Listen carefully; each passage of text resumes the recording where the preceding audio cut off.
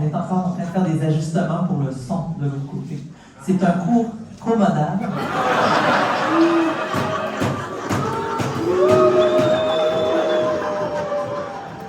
Pensez aux autres étudiants de l'autre bord, là, c'est pas ça.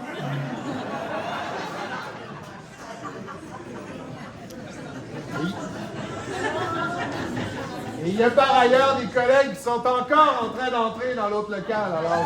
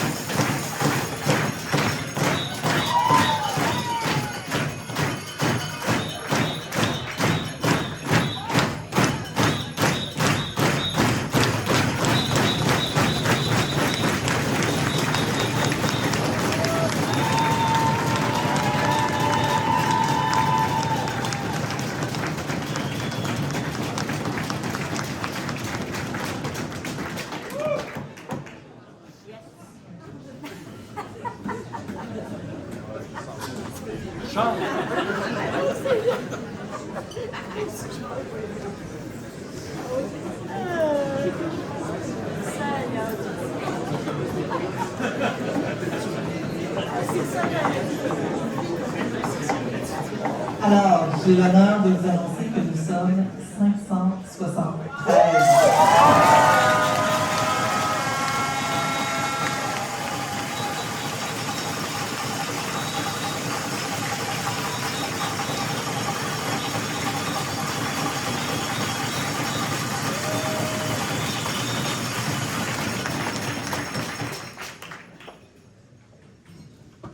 nous sommes 573. Oh, ça marche, on a le son?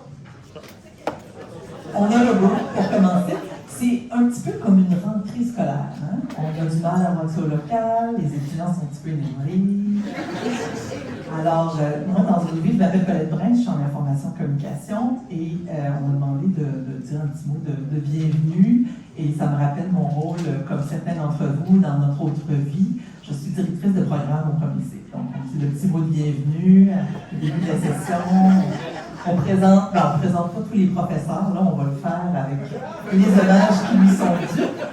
Donc, je vous remercie tous et toutes d'être là et je présente sans plus tarder notre président et professeur, Louis-Philippe Lampron.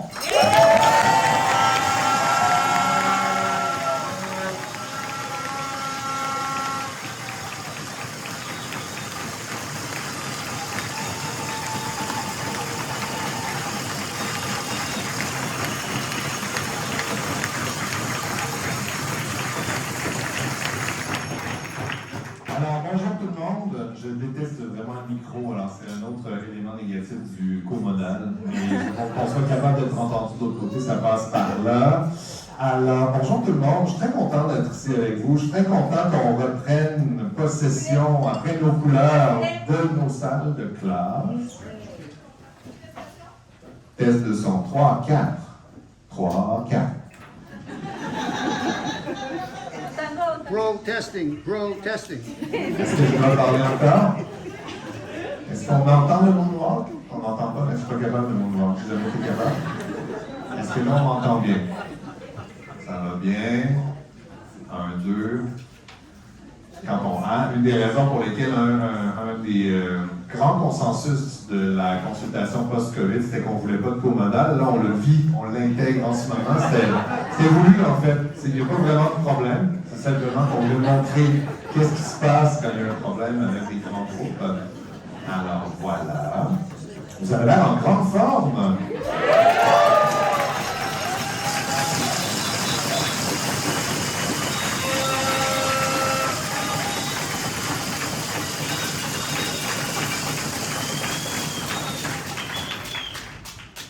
Est-ce que je dois continuer à parler? 3, 4. 3, 4. Je pourrais chanter une chanson, mais... Oh, ça marche? Allez, 1, 2. On veut sauver la session et la mission. Still, still, still, still from your day. On veut sauver la session et la mission. Still, still, still.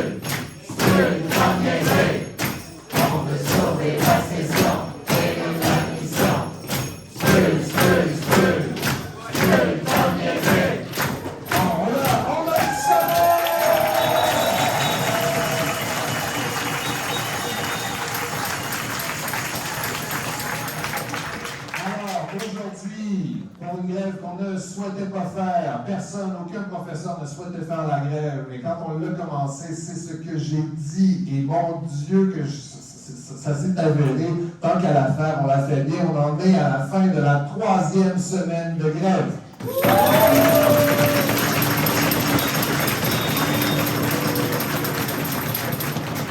Le comité de négociation, le cours d'aujourd'hui, Cartouria, c'est pour montrer que le retour en classe est toujours possible. Alors, d'emblée, petit commentaire, c'est-à-dire, je constate que vous êtes confortablement installés, hein, vous êtes vraiment très très bien tout le monde. Alors, peut-être que vous pourriez vous dire que c'est inadmissible, tout le monde n'a pas accès à un bureau, puis il y en a même qui sont debout, mais attention, c'est une mauvaise compréhension. C'est que... Non, attention, à l'Université Laval, notre direction a vraiment à cœur le bien-être physique, en fait. Et donc, en permettant à des gens d'être debout pendant un enseignement, c'est vraiment à SCA, c'est fait. Donc, c'est pas qu'il manque de ressources, c'est simplement qu'on veut que vous ayez l'occasion d'être en forme. Alors, si jamais vous voulez changer, être assis trop longtemps, c'est pas bon. Première chose. Deuxième chose, je reste au milieu. Comme ça, c'est au milieu, ça va bien? C'est parfait. Deuxième chose, c'est que vous savez que la direction de l'Université Laval, on est un campus durable. Et l'avantage d'avoir un local qui est surchargé, en fait, c'est que ça permet d'économiser substantiellement la facture de chauffage. Alors, on vous remercie de bien vouloir excréter beaucoup de ça.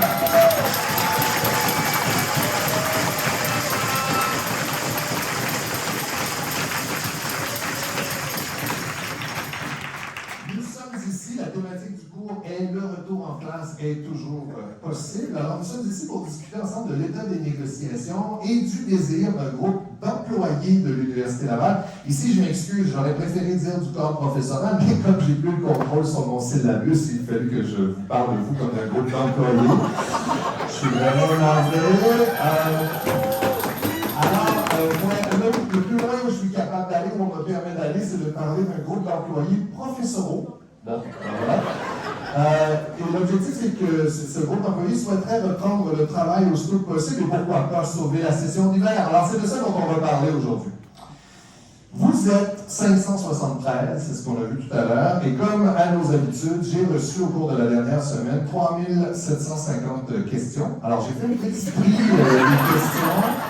J'en ai choisi quelques-unes qui me semblent être les plus représentatives de vos interrogations. Et donc, nous allons y répondre. La séance d'aujourd'hui va permettre de répondre aux questions que vous vous posez. Je suis toujours au centre, tout va bien, on ne tape pas sur les doigts, c'est parfait. Alors, première question, elle est posée par une Andréane S. Alors, elle n'a pas souhaité mettre son nom de famille au complet. Et donc, la question, est-ce que c'est vrai que tout est réglé depuis janvier et que vous faites la grève juste pour le salaire?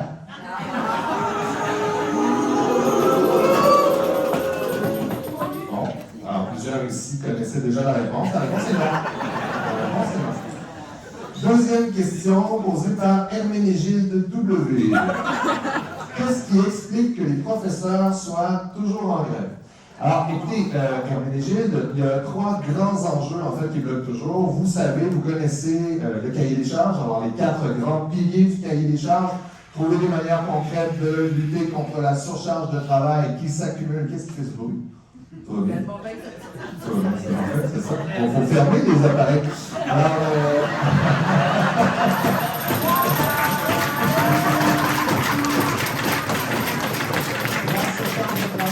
qui s'accumule depuis des années, qui s'explique notamment par le fait qu'à l'Université Laval, on a la chance d'être la seule université du Québec à avoir perdu des professeurs au cours des 20 dernières années, moins 11%, alors que la moyenne d'augmentation dans les autres universités du Québec, c'est plus 21%, et qu'à l'Université Laval, les étudiants ont continué à augmenter. Alors la problématique de la surcharge de travail, c'est un des piliers qui est au cœur du cahier des charges, qui a été déposé le 27 mai 2022 dernier. On est toujours assez éloigné, malheureusement, de la position d'employeur par rapport aux 100 professeurs de plus que ça prend dans le contexte de cette négociation-là. Et on rappelle que ça en prendrait 400 si on avait suivi la moyenne d'augmentation des 20 dernières années. Alors ça, c'est un point qui explique pourquoi nous sommes toujours en grève.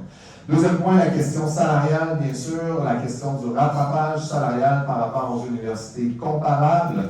Dans le contexte où l'Université Laval a dégagé des surplus, on le rappelle, de 50 millions par année entre 2018 et 2022, on On a fait des concessions importantes sans tomber dans le secret des dieux, dans le détail. Les comités de négociation se parlent en ce moment. Donc, dans les discussions, le comité de négociation a vraiment fait un pas important vers l'Université Laval et on espère qu'on va être en mesure de trouver une voie de passage là, au cours des prochains jours. Négociation aujourd'hui, négociation demain. Donc, la question salariale demeure bien sûr au cœur des discussions.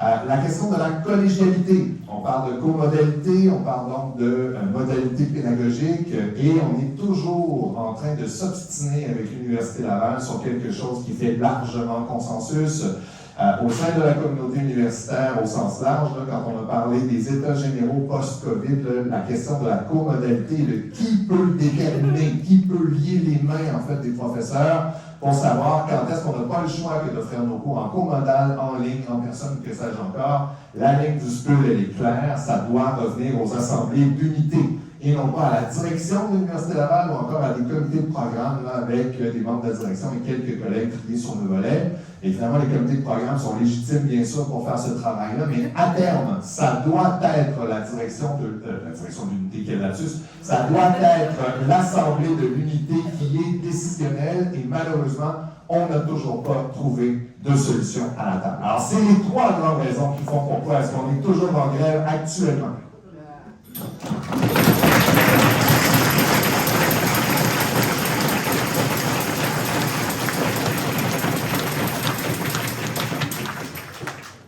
J'espère que ça a répondu à la question, M.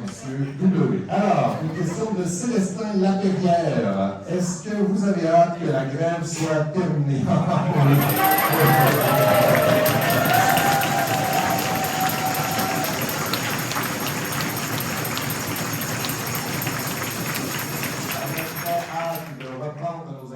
On a très hâte d'être en mesure de se consacrer à la recherche, à l'enseignement et de revenir dans les amphithéâtres. Là, c'est bien, on est, généralement, on est plus ici, en fait, donc je ne sais pas si vous vivez une belle expérience, je ne sais pas si les bancs sont confortables, on pourra avoir peut-être des discussions là, sur la qualité des espaces qui sont offerts. Alors, voilà, on a très hâte que la grève soit terminée. Question complémentaire posée par Sylvester S. Si vous avez hâte, on a des étudiants étrangers à l'Université Laval. Alors, si vous avez hâte que la grève soit terminée, pourquoi est-ce que vous ne l'arrêtez pas? Question légitime.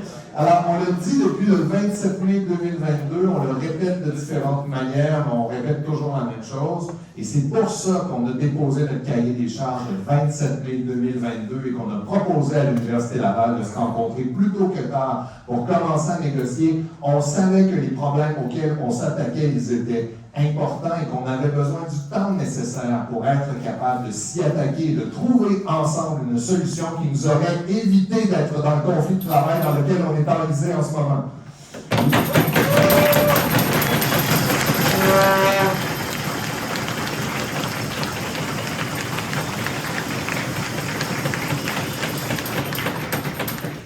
À chaque occasion qu'on a donnée à l'Université Laval de prendre la voie rapide, on est allé dans la voie d'accotement, on a fait une petite pause, on a pris la voie panoramique en fait, on ne nous a pas pris au sérieux, mais uniquement là, du début, on dépose le cahier des charges, on forme notre comité de négociation, notre formidable comité de négociation. D'ailleurs, je vous demande tout de suite une belle applaudissement.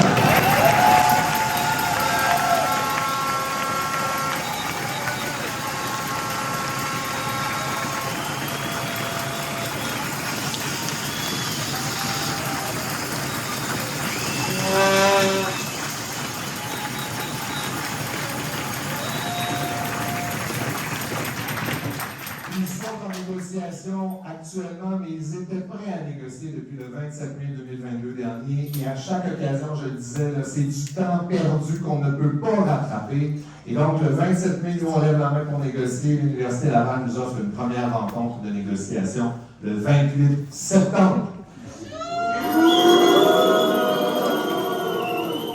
Ça se continue en fait. C'est-à-dire que tout l'automne, on a eu l'impression, c'était, rappelez-vous, des fins de non-recevoir sur les problèmes qui structuraient le cahier des charges. Alors l'automne aussi, là, on a perdu du temps excusez-moi le québécisme, à niaiser parce que on était englué dans une impression là, du côté de l'employeur que l'exécutif et le comité de négociation étaient plus excités que les membres. Et donc, pendant tout ce temps-là, c'était uniquement des fins de non-recevoir. Ça, c'est une période qui a été littéralement perdue, à laquelle on aurait pu consacrer des efforts pour trouver des solutions dont on a maintenant besoin.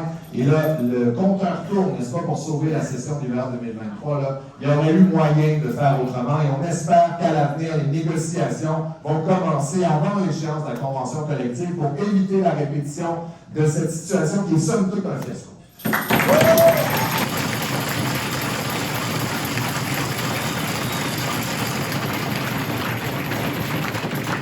Pour revenir à la question de Sylvester S, il faut donc, pourquoi est-ce qu'on n'arrête pas la grève? Bien justement, on a très envie d'arrêter la grève, mais il serait irresponsable d'arrêter la grève si on n'a pas une solution qui permet de régler les problèmes auxquels on s'attaque, auxquels on a annoncé à l'Université Laval qu'on voulait s'attaquer depuis le 27 mai 2022. Alors, on veut cette solution-là, on la veut plus tôt que tard, mais on n'a pas le choix de trouver et d'aller malheureusement jusqu'au bout là, des moyens de pression, tant qu'on n'a pas une solution qui permet de régler ce qui reste à régler à la table.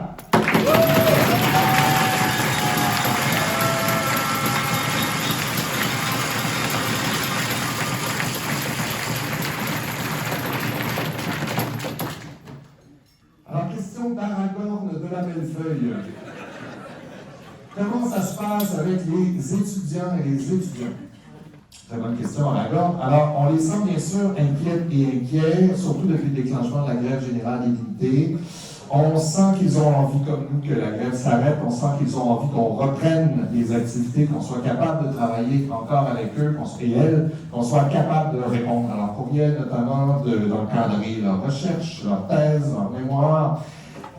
Mais malgré l'impact très très clair que notre arrêt de travail sur elles et eux, on sent également qu'une marge importante des étudiantes et des étudiants de l'Université Laval comprennent que les problèmes importants auxquels on s'attaque sont également leurs problèmes parce que ça a un impact direct sur leurs conditions d'apprentissage et de réussite.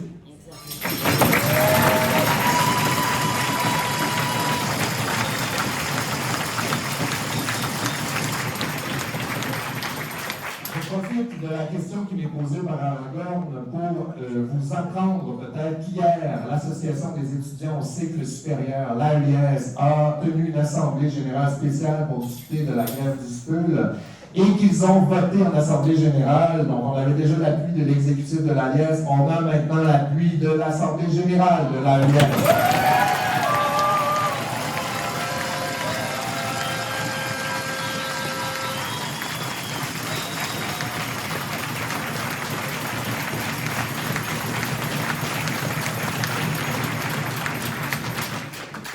Cet appui se rajoute à des appuis qu'on a accumulés et qui continuent de s'accroître de plusieurs associations étudiantes, plusieurs étudiants et étudiantes qui sont d'ailleurs parmi nous aujourd'hui.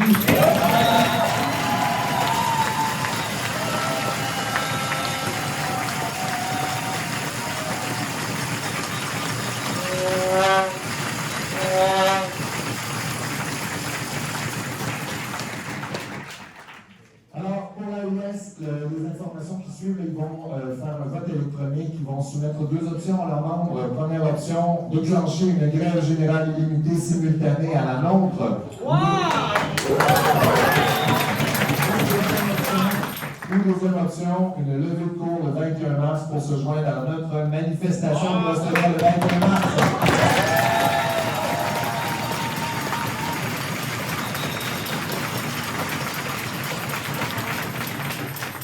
Mille fois aux étudiantes et étudiants là, qui nous appuient dans ce contexte-là. Merci d'être présents. On sait que c'est pas facile pour vous, c'est pas facile pour nous non plus, mais on est là-dedans ensemble et c'est vraiment très, très important notre appui. Alors, merci beaucoup.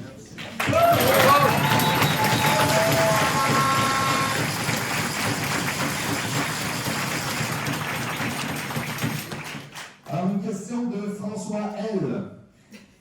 Comment ça se passe avec la population en général? Est-ce que c'est difficile ou pas?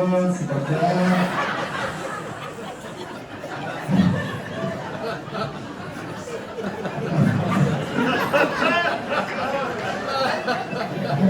Voilà. Alors, François?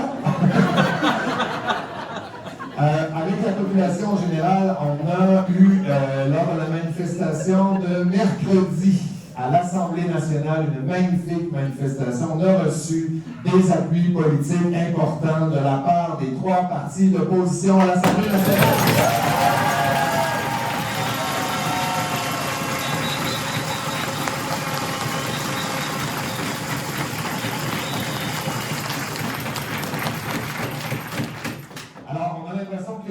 On a fait sortir le débat, là, et ça, c'est l'avantage. Il y a beaucoup d'inconvénients, bien sûr, qui viennent avec une grève qui se prolonge, mais dans le contexte où on a visibilisé les arguments qui soutiennent la légitimité de nos revendications, là, ça fait beaucoup de millage dans la population générale. Et là, à l'Assemblée nationale, on a l'impression qu'on vient d'annoncer un nouveau chapitre de notre conflit de travail. On vient de rajouter une grande pression sur l'administration de l'amour, et on pense que cette pression-là va venir du politique.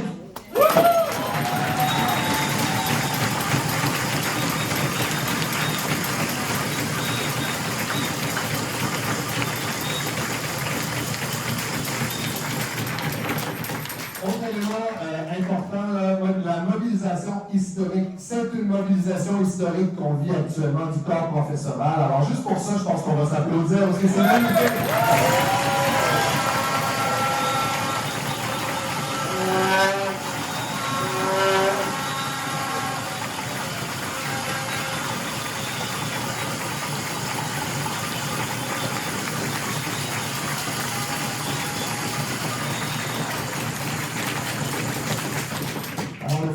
Le vice-président Vivier vient d'apprendre qu'il y a autant de personnes dans le 0A.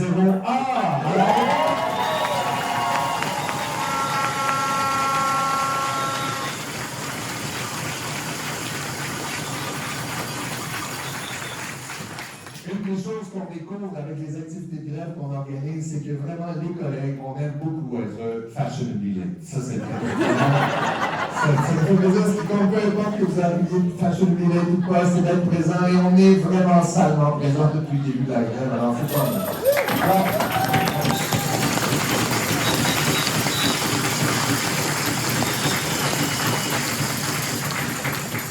Notre mobilisation historique, ce que ça permet également sur le moyen et le long terme, et ça on en parle quand on est à la Fédération québécoise des professeurs et professeurs d'université depuis de nombreuses années, un des grands défis auxquels on est confronté, c'est de trouver des occasions, de trouver des manières de briser les mythes que le prof d'université, là, c'est une bébite privilégiée, surpayée pour donner 2 cours par session, puis encore, des fois, c'est juste un. Alors, ça, cette mobilisation historique, ça nous permet de mettre le projecteur sur des enjeux qui sont pas faciles à faire sortir de l'université. On a l'impression que, soudainement, de plus en plus de gens le comprennent pourquoi une université collégiale, une université dont la direction est tenue à des standards de transparence, ça permet de réaliser la mission d'intérêt public, et qu'une université de l'envergure de l'Université Laval, là, c'est important pour toute la population, et ce n'est pas uniquement un lieu de formation de futurs professionnels. Alors, cette mobilisation historique-là, elle produit également cet effet-là qui va nous servir sur le moyen et long terme, une fois qu'on aura conclu notre convention collective.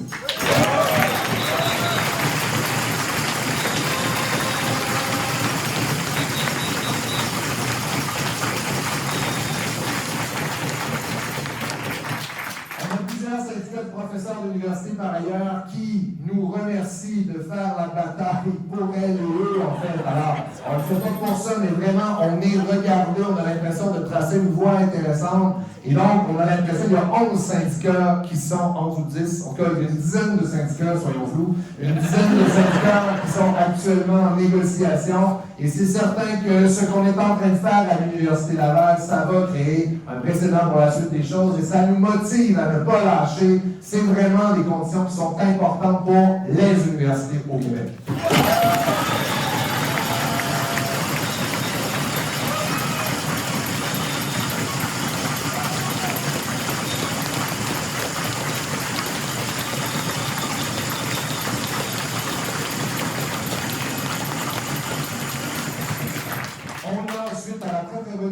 Du collègue Désilet. Ah, tu savais pas que j'allais te pointer comme ça. Donc, Christian Désilet, donc, de publication, on a lancé, en fait, là, des requêtes pour obtenir, oui, derrière.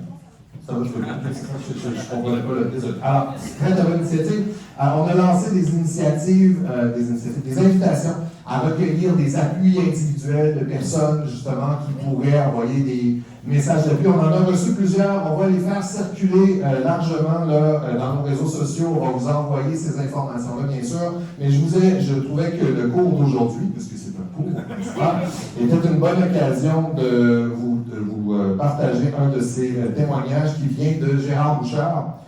Alors, Gérard Bouchard nous dit qu'il était temps que les universitaires se lèvent pour dénoncer leurs mauvaises conditions de travail. Je suis tout particulièrement sensible à l'espèce d'hyperactivité à laquelle les jeunes professeurs et professeurs sont de plus en plus contraints, ce qui fait obstacle à l'exercice de ce qui est essentiel de leur ce qui est l'essentiel de leur profession. Bonne chance à vous.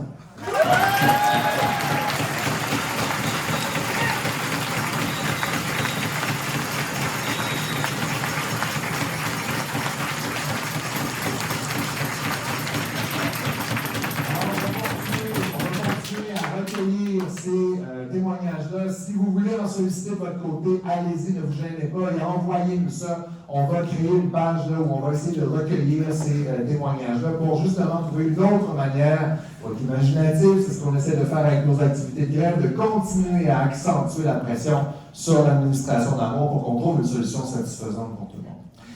Alors, question maintenant de Pépin le Bref. Est-ce que les négociations se poursuivent ou est-ce qu'il y a un arrêt des discussions? Alors, je le disais tout à l'heure, les comités de négociation sont en train de se parler en ce moment. Il y a une rencontre qui est prévue également demain. Vous savez que l'université, on parlait de tarder, l'université a attendu, excusez-moi, M. Sidéran, a attendu jusqu'à dimanche dernier pour nous faire une première offre sur l'augmentation du plancher d'emploi. C'est la première fois qu'ils nous faisaient une offre là-dessus. On est passé de non, on va abolir le plancher d'emploi à silence radio sur le plancher d'emploi. Et ça a pris votre mobilisation croissante, en fait, pour qu'ils finissent par nous faire une offre dimanche dernier. Depuis, les comités de négo, on est en train de s'échanger offre et contre-offre. Je le disais tout à l'heure, on a fait un pas important vers l'employeur pour espérer justement trouver une solution le plus rapide possible. Les comités se rencontrent aujourd'hui et demain et on espère donc être capable. On adore ça, se retrouver ensemble, c'est formidable, mais d'avoir d'autres occasions de se retrouver ensemble que d'être en grève, ça pourrait être aussi sympathique. Alors,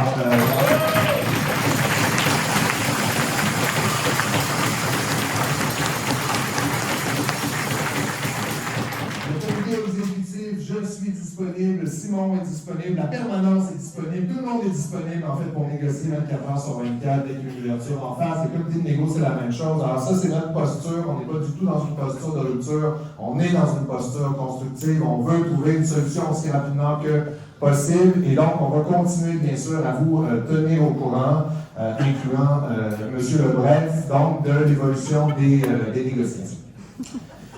Alors, une dernière question, cette fois de Kalinours 6738, qui nous demande, excusez-moi, c'est mal écrit, le grève dure avec quoi? Ok, alors je vais traduire. La grève dure depuis 3 semaines, le niveau d'énergie de vos membres doit avoir baissé. Est-ce que vous craignez une baisse de la mobilisation des collègues? Écoutez, la question...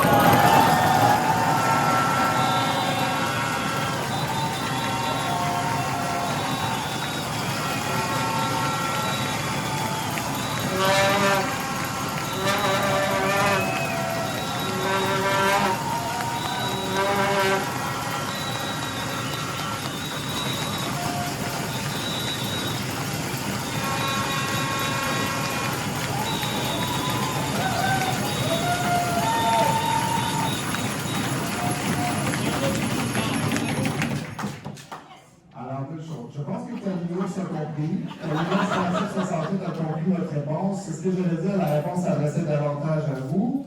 Alors, j'allais vous la poser, mais on va vous la poser une deuxième fois, puis vous dire aussi, pour créer une espèce de surenchère, que de l'autre côté, ils sont debout. Ils sont encore debout.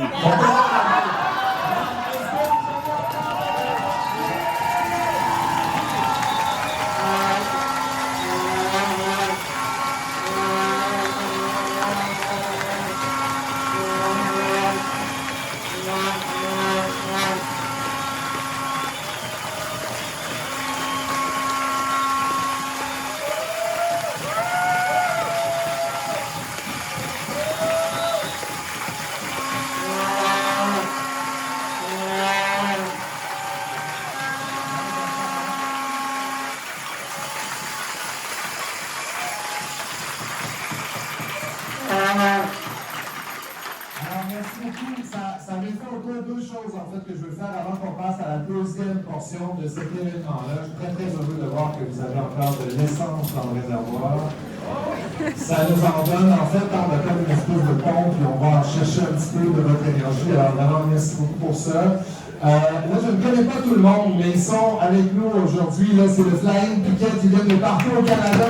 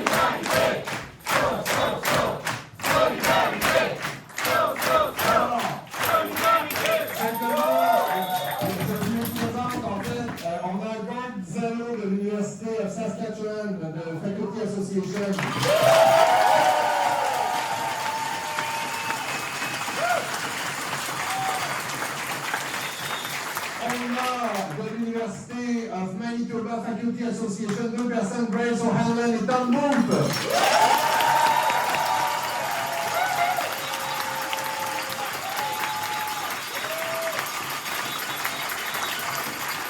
De la York University Faculty Association de Toronto, Hassan Koudalatkoula.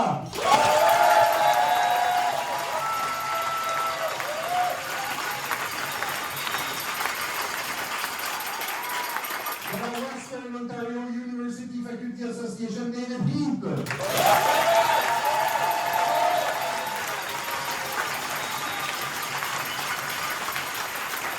la Royal Roads University Faculty Association de Victoria, Ken Christie.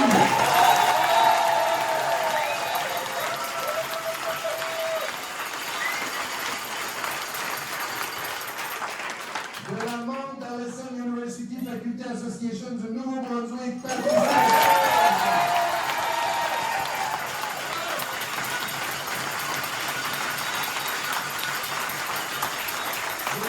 la University of Alberta Faculty Association, Rick Brick.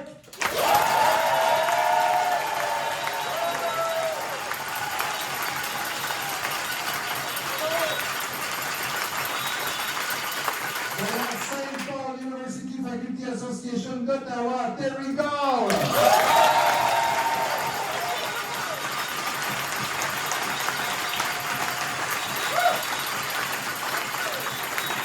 De la St. Anne University de Nova Scotia et trésorier de la CU, Yana Sangare.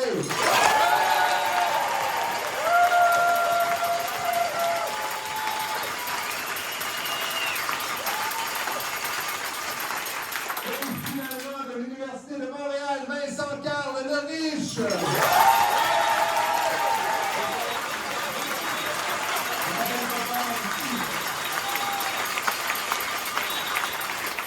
Alors, merci beaucoup pour les collègues, votre appui signifie vraiment beaucoup pour nous, c'est vraiment très important ce stade-ci de notre grève. Alors merci infiniment d'être avec nous aujourd'hui.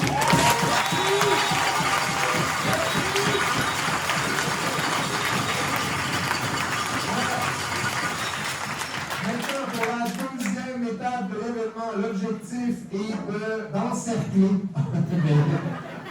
On va lancer, ça ne sera pas un encerclement étanche, n'est-ce pas? Alors, on va quand même faire le tour de la tour de l'éducation pour symboliser la pression et l'étau qui se resserre sur l'administration d'Amour.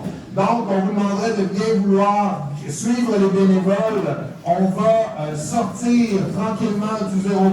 On se retrouve là où on s'était d'abord retrouvé, donc au pied de la tour de l'éducation. Il va y avoir des bénévoles qui vont être responsables. Prenez les pancartes que vous verrez sur votre chemin et on se retrouve autour de la tour. Merci tout le monde.